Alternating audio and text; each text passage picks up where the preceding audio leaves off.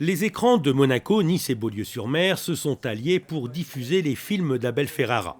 Le réalisateur et cinéaste américain est actuellement fêté à travers une rétrospective qui s'inscrit dans le cadre du festival Addiction à l'œuvre.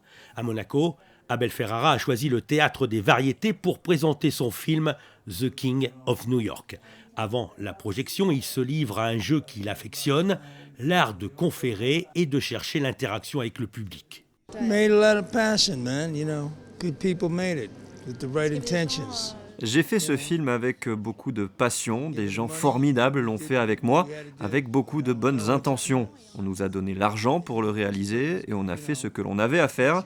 On avait les meilleures conditions possibles, les meilleures personnes à tous les niveaux, notamment Niki Saint-Jean.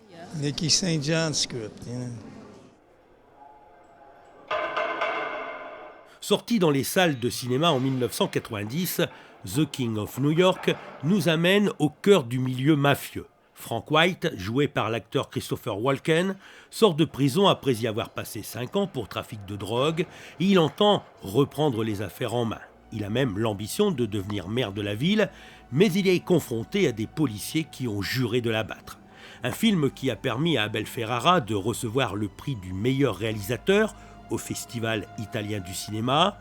En France, The King of New York a fait l'objet de nombreuses critiques négatives et a eu beaucoup de mal à attirer les spectateurs. C'est un réalisateur qui s'attaque à tous les genres, que ce soit la série B, les films gore, les films de gangsters. Il joue avec tous les genres. Ce qui le différencie un peu d'autres réalisateurs qui eux aussi s'amusent avec les genres, c'est que lui, quelque part, fictionnalise le réel. Lui, ce qui l'intéresse, c'est le réel avant tout.